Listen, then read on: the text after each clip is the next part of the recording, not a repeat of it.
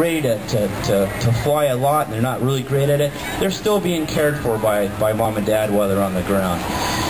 Another common trait of birds of prey is that giant beak. Now you'll notice on this great horned owl, fly. All right, everything about a bird is adapted or geared towards being lightweight so they can sustain flight. All right, a long time ago people studied birds and watched them fly, admired them and said, I bet I can do that if I get enough feathers. And they would go out and they would collect eagle feathers and they'd fashion themselves lovely wings. And then they'd foolishly go to a cliff and say, all right, I'm going to do it. And they'd jump off and guess what? They didn't fly. Even though the wing size seemed to be right, turns out the skeleton of a bird is hollow, very, very light compared to our skeleton, which is solid. And the hollow skeleton combined with the wings, combined with the feathers, are all things that birds have to help them fly. This bird, you might think, is quite heavy, and to be honest, for Sean right now, it probably is getting a little heavy.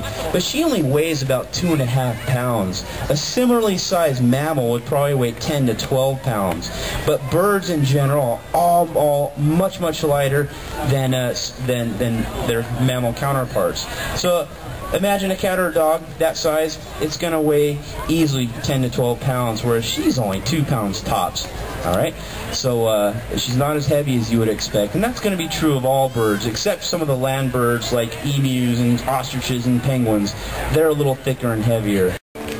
No, and I'm glad you asked that. The question is, can you have them as pets? The answer is legally, absolutely, positively, no. And would you want one as a pet?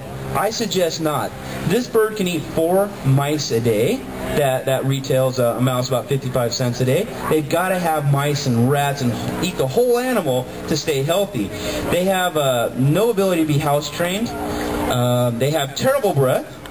And virtually no redeeming qualities that would make you want to have one in your house as a pet. They're much better off left in the wild, where this animal could eat, 900 gophers a year, okay, 1,000 rats a year, okay. It's much better to have them in the wild, and it's actually illegal to have them as a pet. The only way we have them at the Chula Vista Nature Center is we have a license that allows us to have non-releasable birds. Birds that didn't live at our facility would have to go to another zoo, and if no other zoo wanted them, they would have to be euthanized or put to sleep.